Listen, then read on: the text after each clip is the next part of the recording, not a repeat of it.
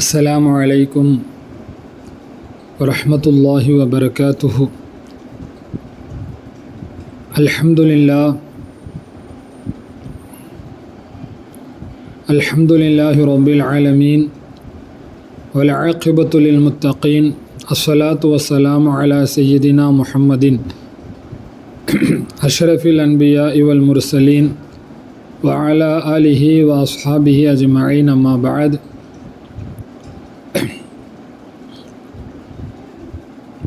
அளவற்ற அருளாளனும் நிகரற்ற அன்புடையோனுமாகிய எல்லாம் வல்ல அல்லாஹ்வின் திருநாமத்தை கொண்டு ஆரம்பம் செய்வோமாக. அல்லாஹ்வின் மேலான சாந்தியும் அவனது கருணையும் நம் உயிருக்கும் உயிரான உயிரினும் மேலான அருமை நாயகம் முஹம்மது ரசூலுல்லாஹி ஸல்லல்லாஹு அலைஹி வஸல்லம் அவர்கள் மீதும் உலக முஸ்லிம்கள் எல்லோரின் மீதும் நிரப்பமாய் உண்டாவதாக. ஆமீன். கண்ணியத்திற்குரிய அல்லாஹ்வின் நல்லடியார்களே, அல்லாஹ்வினுடைய மாபெரும் கிருபையினால் இன்றைய இரண்டாவது தராவி தொழுகைகளில் திருக்குர்ஆனினுடைய ஒரு அத்தியாயம் சூரத்துல் பக்ரா என்பது முழுவதுமாக ஓதி முடிக்கப்பட்டுள்ளது.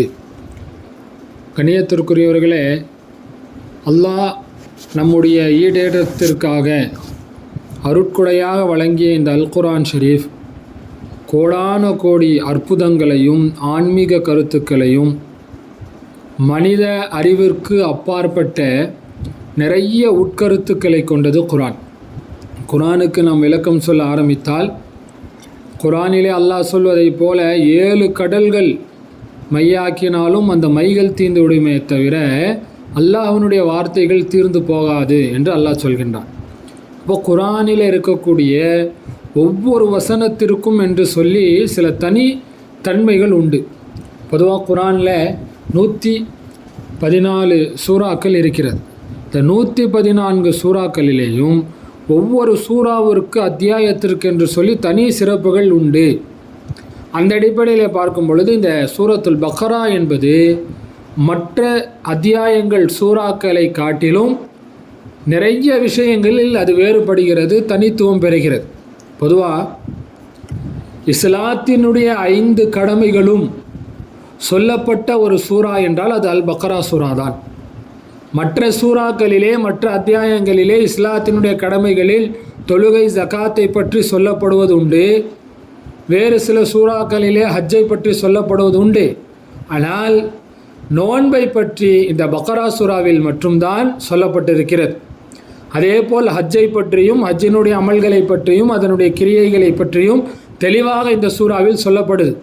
தொழுகையை பற்றியும் சொல்லப்படுகிறது, ஜகாத்தை பற்றியும் சொல்லப்படுகிறது, ஈமானை பற்றியும் இந்த சூறாவில் சொல்லப்படுது. ஆக இஸ்லாத்தினுடைய 5 கடமைகளும் சொல்லப்பட்ட ஒரு சூறா என்றால் அது சூரா பக்ரா மட்டும்தான். இன்னும் சொல்லப்போனால் திருக்குர்ஆனில் ஆக பெரிய வசனம், திருக்குர்ஆனிலேயே 6666 வசனங்களில் ஆக பெரிய வசனமாக இருக்கக்கூடிய அந்த வசனம் என்பதும் அது இந்த பக்ராவுடைய சூறாவிலே தான் இருக்கிறது. பக்ராவுடைய சூறாவில் தான் குர்ஆனிலே இருக்கக்கூடிய பெரிய ஆயத் என்பது இருக்கிறது. அதாவது கடனை பற்றி அல்லாஹ் சொல்லி காட்டக்கூடிய சூரா பக்ராவினுடைய 282வது வசனம் இதுதான் குர்ஆனில் இருக்கக்கூடிய வசனத்திலேயே ஆக பெரியது. அதே மாதிரி இந்த குர்ஆனில் இறங்கிய வசனத்தில் கடைசி வசனம் ஸல்லல்லாஹு அலைஹி வஸல்லம் அவர்களுக்கு அருள்மறை இறங்கியதில் கடைசியாய் இறங்கியதும் கூட இந்த பக்ராவில் வரக்கூடிய வத்தகு யௌமன் துர்ஜஊன ஃபீஹி இலல்லாஹ் என்கின்ற 281வது வசனம்தான் ஸல்லல்லாஹு அலைஹி வஸல்லம் அவர்களுக்கு கடைசியாக இறங்கியது. அதே மாதிரி குர்ஆனில் இருக்கக்கூடிய வசனங்களிலேயே ஆக சிறந்த வசனம், எல்லா வசனத்திற்கும் தலையாய வசனம் என்பதும் அது இந்த பக்ரா சூறாவிலே தான் இருக்கிறது. அதுதான் ஆயத்துல் குர்சி என்று சொல்லப்படக்கூடிய ஒரு அற்புதமான ஆன்மீக பலம் கொண்ட ஒரு ஆயத். கண்ணியத்திற்குரியவர்களே, இந்த பக்ரா சூறாவை பற்றி ஹதீஸிலே நாம் பார்க்கின்ற பொழுது ஏராளமான விஷயங்கள் அதில் இருக்குது. பக்ரா என்ற சூறாவினுடைய சிறப்புகளில் அதில் ஒரு முக்கியமான ஒரு சிறப்பை ஸல்லல்லாஹு அலைஹி வஸல்லம் அவர்கள் சொல்லி காட்டுவார்கள். எந்த வீட்டிலே சூரா பக்ரா ஓதப்படுகிறதோ அந்த வீட்டிலிருந்து ஷைத்தான் விரண்டோடுகிறான் அப்படின்னு ஸல்லல்லாஹு அலைஹி வஸல்லம் சொன்னாங்க. இப்போ இந்த ஒரு சிறப்பை நாம் சற்று யோசிக்க வேண்டும். ஷைத்தான் நம்முடைய வீடுகளை விட்டும் விரண்டோடுறான் அப்படின்னா என்ன? சரி, அப்படி போகிறனால நமக்கு என்ன ஃபாயிதா? சரி, அவன் ஷைத்தான் நம்முடைய வீட்டில் இருந்தால் என்ன பாதிப்பு? இதையெல்லாம் நாம் மனதிலே சிந்தித்து பார்த்தால்தான் இந்த பக்ரா சூரா எந்த அளவுக்கு அது மதிப்பு வாய்ந்தது என்பது தெரியும். பொதுவாக ஸல்லல்லாஹு அலைஹி வஸல்லம் ஹதீஸில் சொல்லுவாங்க, நீங்கள் உங்கள் வீடுகளுக்குள் செல்லும் பொழுது சலாம் சொல்லணும், அல்லாஹ்வினுடைய பெயரை கொண்டு வீட்டிலே பிரவேசிக்க வேண்டும். உள்ளே போகிறதுக்கு முன்னாடி பிஸ்மில்லா என்று சொல்லிவிட்டு தான் வீட்டுக்குள் செல்ல வேண்டும் என்ற அந்த சுன்னத்தான நடைமுறை இஸ்லாமியர்களிடத்தில் 99.9% அந்த நடைமுறை போயிடுச்சு. சரி, அப்போ ஸல்லல்லாஹு அலைஹி வஸல்லம் சொன்னாங்க, அப்படி பிஸ்மில்லா சொல்லி வீட்டுக்குள் சென்றால் ஷைத்தான் என்ன செய்கிறான்? தன்னுடைய படைப்பட்டால் இருக்குமா என்ன, அவனுடைய சிஷியன்கள் அவங்களெல்லாம் கூப்பிட்டு சொல்லுவானா, இனி இந்த வீட்டில் தங்குவதற்கு நமக்கு இடமில்லை, அப்போ நம்ம இடத்த காலி பண்ண வேண்டியது தான் அப்படின்னு ஷைத்தான் சொல்லுவான். இப்போ நம்ம பிஸ்மில்லா சொல்லாமல் வீட்டுக்குள்ளே போனால் என்ன செய்வான் ஷைத்தான்? இந்த வீட்டில் தங்குவதற்கு நமக்கு இடம் கிடைத்து விட்டது அப்படின்னு சொல்லி, இப்போ ஷைத்தான் நம்ம வீட்டில் வந்து தங்கினா என்ன ஆபத்து? இன்றைய சமூகம் சிந்தித்து பார்க்க வேண்டிய ஒரு முக்கியமான விஷயம். எந்த வீட்டில் ஷைத்தான் பிரவேசிக்கிறானோ அந்த வீட்டில் நிம்மதி இருக்காது.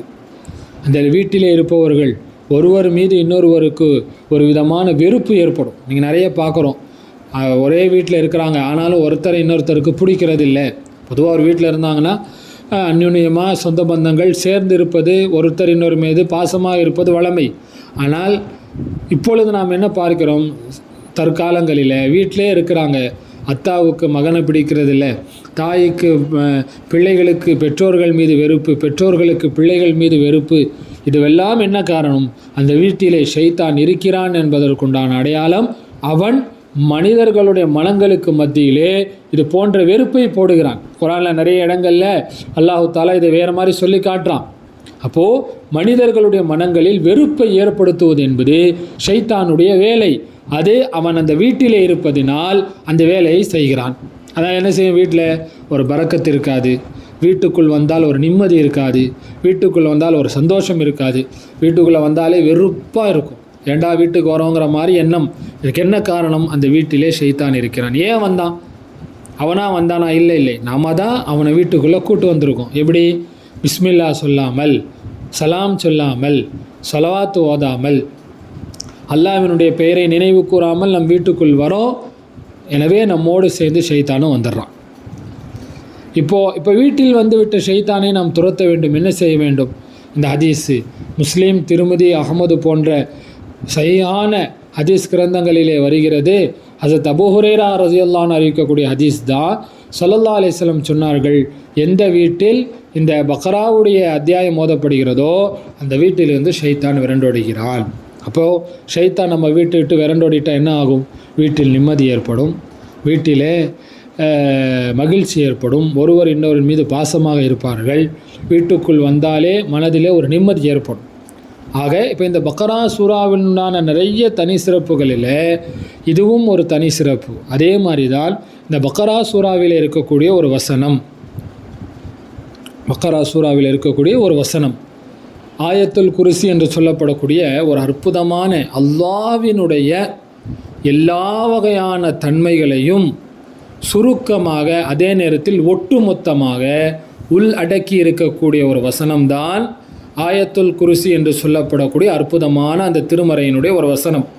அப்போ இந்த ஆயத்திற்கு என்ன சிறப்பு? அது நிறைய சிறப்புகள் இருக்குது, நிறைய சிறப்புகள். அதில் ரொம்ப பிரபலமான ஒரு சிறப்பு என்னவென்றால், ஸல்லல்லாஹு அலைஹி வஸல்லம் சொன்னாங்க, எந்த ஒரு மனிதன் ஐவேளை தொழுகையை தொழுதுவிட்டு ஆயத்துல் குர்சியை ஓதுவதை வழமையாக வைத்திருக்கிறாரோ அவருக்கும் சொர்க்கத்திற்கும் மத்தியிலே அவன் சொர்க்கத்திற்கு செல்வதற்கு அவனுடைய மரணம் மட்டும்தான் தடையாக உள்ளது என்று ஸல்லல்லாஹு அலைஹி வஸல்லம் அவர்கள் சொன்ன ஹதீஸை ஹஸரத் அபூ உமாமா ரலியல்லாஹு அன்ஹு அவர்கள் அறிவிக்கிறார்கள். நசாயிலே அந்த ஹதீஸ் வருது. அப்போனா என்ன அர்த்தம்? இப்போ நம்ம ஆயத்தல் குர்சி ஓதுறதுக்கு அதிகபட்சமாக 1 நிமிஷம் ஆகும். ஆயத்தல் குர்சியை இப்போ நம்ம ஆரம்பத்தில் மனப்பாடம் இப்போ தான் புதுசாக பண்ணுறோன்னா ஒரு 1.5 நிமிஷம் 2 நிமிஷம் ஆகும். அதை நம்ம ஓதி பழகிவிட்டால் 1 நிமிடம் அல்லது 30 நொடிகள் மட்டும்தான் ஆகும். ஒரு நாளைக்கு 5 வேளை தொழுகை, அந்த 5 வேளை தொழுகைக்கு பின்னால் ஆயத்துல் குர்சி ஓதுவதற்கு ஒரு 5 நிமிடம் எடுக்கும். நாம் ஒரு நாளைக்கு 5 நிமிடத்தை நாம் செலவு செய்தால் நமக்கு என்ன கிடைக்கிறது? சொர்க்கம் நமக்கு கிடைக்கிறது. அப்போது 5 வேளை தொழுகைக்கு பின்னால் ஆயத்துல் குர்சியை வழமையாக ஓதுவதை வழமையாக்கி கொண்டவர், அவர் சொர்க்கம் செல்வதற்கு மரணம் மட்டும்தான் தடையாக இருக்கும் என்றால், அவர் மரணம் அடைந்து விட்டால் நேராக சொர்க்கத்திற்கு சென்று விடுவார் என்பதை இந்த ஹதீஸ் காட்டுது. அது மட்டுமல்லாமல் இந்த ஆயத்துல் குர்சிக்கு நிறைய சிறப்புகளில் இன்றைய காலகட்டத்தில் நாம் நம் பிள்ளைகளுக்கு அடுத்த தலைமுறைக்கு கற்றுத்தர வேண்டிய, தினமும் ஓத வைக்க வேண்டிய ஒரு வசனம் இந்த ஆயத்துல் குர்சி. பொதுவாக இந்த ஆயத்துல் குர்சி இருக்குது பாருங்கள், இதனுடைய தனி சிறப்பு என்ன அப்படின்னா, இந்த ஆயத்தை நாம் ஓதி நம்முடைய இதய பகுதியிலே, நெஞ்சு பகுதியிலே ஊதிக்கொண்டால் அல்லாஹு தாலா அதன் மூலமாக மனதிற்கு ஒரு விதமான தைரியத்தை தருகிறான். இன்றைக்கி நம்முடைய பிள்ளைகள்கிட்ட இருக்கட்டும், அடுத்த தலைமுறைகள்கிட்ட மன தைரியம் என்பது குறைஞ்சிருச்சு. மன தைரியம்ங்கிறது ரொம்ப குறைஞ்சிருச்சு. மன தைரியம்னா என்ன? ஒரு சாதாரண விஷயமா இருந்தாலும் இன்றைக்கி பதறாங்க. ஒன்றும் வேணாம், ஒரு இருட்டு இருக்குது, நம்ம சொந்த வீடு தான், ஒரு திடீர்னு வீட்டில் கரண்ட்டு கட் ஆகிருச்சு, இருட்டாக இருக்குது, அந்த இடத்துல போய் எடுத்து விட்டு வர்றதுக்கு நம்முடைய உள்ளங்களில் ஒரு விதமான பயம். இதுவெல்லாம் எதை காட்டுகிறது? நம்முடைய மன தைரியம் அது குறைந்து போய் இருக்கிறது என்பதை காட்டுகிறது. அப்போது நாம் தினமும் இரவு படுக்கைக்கு செல்லும் பொழுது ஆயத்துல் குர்சியை ஊதிக்கொள்ள வேண்டும். அப்படி ஊதிக்கொண்டால், புகாரியில் ஒரு ஹதீஸ் வருது, அபூ ஹுரைரா ரலியல்லாஹு அறிவிக்கிறாங்க, ஒரு நீண்ட நெடிய சம்பவம். அதாவது அபூ ஹுரைரா ரலியல்லாஹு அன்ஹுக்கு ஷைத்தானே சொல்லிக் கொடுத்தான். என்ன? நீங்கள் படுக்கைக்கு செல்லும் பொழுது ஆயத்துல் குர்சியை ஓதிக்கொண்டால் உங்களுடன் ஒரு பாதுகாவலர், அதாவது ஒரு மலக்கு பாதுகாவலராக இருப்பார். காலை நேரம் வரும் வரை ஷைத்தான் உங்களை நெருங்க மாட்டான் அப்படின்னு சொல்லி ஷைத்தானே அபூ ஹுரைரா ரலியல்லாஹு தஆலா அன்ஹுவுக்கு சொல்லிக் கொடுத்தான். அப்போது நாம் இரவு பொதுவாக நம்ம இந்த இரவு தூங்குகிற நேரத்தில் தான் ஷைத்தானுடைய ஊசலாட்டங்கள் மனிதனிடத்திலே அவன் தன்னுடைய ஊசலாட்டங்களை ஏற்படுத்துவான். இந்த கெட்ட கனவு வருவது, ஒரு பயங்கரமான கனவு வருவது, சில நேரங்களில் தூக்கத்திலிருந்து நாம் திடுக்கிட்டு எழுவது, இது போன்ற செயல்கள் ஷைத்தான் ஒரு மனிதன் தூங்குகின்ற பொழுது தான் தன்னுடைய சேட்டைகளை, கைவரிசைகளை காட்டுகிறான். அப்போ நம்ம தூங்கும் பொழுது என்ன செய்யணும்? இன்றைக்கி நாம் தூங்கக்கூடிய அந்த வளமையை எப்படி ஆக்கி வச்சுருக்கோம் அப்படின்னா, நம்முடைய நோய்களுக்கெல்லாம் அதுதான் காரணம். நிறைய சில அறிவியல் கண்டுபிடிப்புகளும் சொல்கின்றது. இப்போ நம்ம தூங்கும் பொழுதே நம்முடைய செல்ஃபோனை யூஸ் பண்ணிவிட்டு அப்படியே பார்த்துட்டே தூங்குகிறோம். காலையில் எழுந்த உடனே முதல்ல நம்முடைய பார்வை அதில் தான் படுகிறது. இப்படி தூங்குவதற்கு செல்ஃபோனை பயன்படுத்திட்டே தூங்குறவங்க, எழுந்தவுடன் அதை பயன்படுத்துபவர்கள், இவர்களுக்கு இளமையிலேயே, அவருடைய இளைய வயதிலேயே மாரடைப்பு வருவதற்கு, ஹார்ட் அட்டாக் வருவதற்கு நிறைய வாய்ப்புகள் இருப்பதாக இன்றைய விஞ்ஞானம் நமக்கு சொல்லுது. ஏன் ஹார்ட் அட்டாக் வருது? மனதில் அவருக்கு தைரியம் இல்லை. அந்த மனதிற்கு பாருங்கள், அவருடைய நெஞ்சு பகுதிங்கிறது பலகீனமாயிரும். அப்போ நாம் என்ன செய்யணும்? நம்முடைய உள்ளங்களை பலப்படுத்துவதற்கு நாம் தூங்குகின்ற பொழுது உது செய்து கொண்டு நாம் இந்த ஆயத்துல் குர்சியை ஓதி நம்முடைய இதயத்திலே ஊதிக்கொண்டு அல்லது ஓதி நம் உடல் முழுவதும் தடவிக்கொண்டு படுத்தால் ஷைத்தானிடமிருந்து பாதுகாப்பும் கிடைக்கிது. அதே நேரத்தில் நம்முடைய உள்ளத்திலே ஒரு விதமான தைரியம் ஏற்படுவதற்கு அது ஒரு காரணமாக இருக்கிறது. அந்த அடிப்படையில் இந்த பக்ரா சூராவினுடைய அடுத்த சிறப்பு தான் பக்ரா சூராவில் இருக்கக்கூடிய கடைசி 2 வசனங்கள். அதாவது ஸல்லல்லாஹு அலைஹி வஸல்லம் அவர்கள் மிஅராஜுக்கு தன் ரப்பை பார்க்க செல்கிற பொழுது அல்லாஹு தாலா ஸல்லல்லாஹு அலைஹி வஸல்லமுக்கு 3 அன்பளிப்புகளை தந்தான், வெகுமதி. அதில் 5 நேர தொழுகைகளை கொடுத்தான். இந்த உம்மத்தில் அல்லாஹ்வுக்கு இணை வைக்காமல் மரணித்து விட்டால் அவருக்கு மன்னிப்பு உண்டு என்ற சுப செய்தியை சொன்னான். அதே நேரத்தில் சூரா பக்ராவினுடைய கடைசி 2 வசனங்களை, குர்ஆனில் மற்ற எல்லா வசனங்களையும் ஜிப்ரீல் அலைஹிஸ்ஸலாம் கொண்டு வந்தாங்க, வானத்திலிருந்து பூமிக்கு இறங்கியது. ஜிப்ரீல் அலைஹிஸ்ஸலாம் கொண்டு வந்து ஸல்லல்லாஹு அலைஹி வஸல்லம் கொடுத்தாங்க. ஆனால் இந்த பக்ரா சூரானுடைய அந்த கடைசி 2 வசனம் இருக்குது பாருங்கள், இதை ஸல்லல்லாஹு அலைஹி வஸல்லம் அவர்கள் 7 வானத்தையும் தாண்டி ரப்பிடத்திலே அர்ஷுக்கையும் தாண்டி ரப்பிடத்திலே சென்று வாங்கி வந்த வசனங்கள் இந்த 2 வசனங்களும். திருமிதி, நசாயி, அஹமது போன்ற ஹதீஸ் கிதாபுகளில் ஒரு ஹதீஸ் வருது. ஸல்லல்லாஹு அலைஹி வஸல்லம் சொன்னாங்க, தனக்கு வழங்கப்பட்ட சிறப்புகளை பற்றி சொல்லும் பொழுது, இந்த சமுதாயத்திற்குத்தான் அல்லாஹு தாலா பூமி முழுவதையும் தொழுமிடமாக்க ஆக்கியிருக்கிறான். இந்த உம்மத்திற்கு தான் மலக்குமார்களுடைய சஃபு வரிசையை போன்ற அந்த சஃபு நிற்கக்கூடிய ஒரு அமைப்பு இந்த உம்மத்துக்கு இருக்கிறது என்று சொல்லிவிட்டு ஸல்லல்லாஹு அலைஹி வஸல்லம் சொன்னாங்க, நான் பக்ரா சூராவினுடைய கடைசி இந்த 2 வசனங்களையும் அரிஷுக்கு கீழிருந்து கொடுக்கப்பட்டுள்ளேன். இதற்கு முன்னால் எந்த நபிக்கும் அந்த வசனங்கள் கொடுக்கப்படவில்லை அப்படின்னு ஸல்லல்லாஹு அலைஹி வஸல்லம் அவர்கள் சொன்னார்கள். என்றால் 3 விஷயங்கள். ஒன்று, பக்ரா சூராவை நம்முடைய வீடுகளில் குறைந்தது மாதத்திலே ஒரு தடவையாவது, முடிந்தால் வாரத்திலே தினமும் ஓத வேண்டும். வாரத்தில் அல்லது மாதத்திலே ஒரு தடவையாவது நம்முடைய இல்லத்திலே ஒரே இருப்பிலே அமர்ந்து பக்ரா சூரா முழுவதையும் நாம் ஓத வேண்டும். அப்படி ஓதுகின்ற பொழுது நம்முடைய வீடுகளில் இருக்கக்கூடிய நமக்கு கண்களுக்கு தெரியாமல் நம் வீட்டிலே குடியிருக்கக்கூடிய ஷைத்தான்கள் எல்லாம் விரண்டோடிவிடும். 2வது, ஆயத்துல் குர்சியை 5 நேர தொழுகைக்கு பின்னாலும் நாம் ஓத வேண்டும். தூங்க செல்லக்கூடிய நேரத்திலேயும் அதை ஓதுவதை நாம் வளமையாக்க வேண்டும். நம்முடைய பிள்ளைகளுக்கு, நம்முடைய அடுத்த தலைமுறைக்கு ஆயத்துல் குர்சியை மனப்பாடமாக்கி அவர்களுக்கு கற்றுத்தர வேண்டும். கற்றுத்தந்தது மட்டுமல்லாமல் அவர்களையும் அதை ஓதக்கூடிய வளமை உள்ளவர்களாக ஆக்க வேண்டும். 3வதாக, சூரா பக்ராவினுடைய கடைசி 2 வசனங்கள். இன்னொரு ஹதீஸில் ஸல்லல்லாஹு அலைஹி வஸல்லம் சொன்னாங்க, யார் ஒருவர் தூங்க வருகின்ற பொழுது இந்த 2 வசனங்களை ஓதிக்கொள்கிறாரோ அவருக்கு அந்த 2 வசனங்களுமே போதுமாகிவிடும் அப்படின்னு சொன்னாங்க.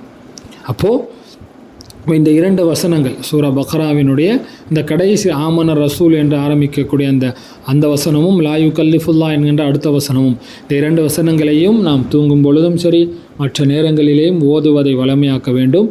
குர்ஆனிலே இருக்கக்கூடிய இது போன்ற அகமியமாய்ந்த ஆன்மீக கருத்துக்களை, பயன்களை, அதனுடைய பிரயோஜனங்களை நாம் முழுவதுமாக பயன்பெற வல்ல ரஹ்மான் நம் எல்லோருக்கும் தௌஃபீக் செய்வானாக. வா ஆகிரு தவானா அனில் ஹம்துலில்லாஹி ரப்பில் ஆலமீன். அஸ்ஸலாமு அலைக்கும் வரஹ்மத்துல்லாஹி வபரகாத்துஹு.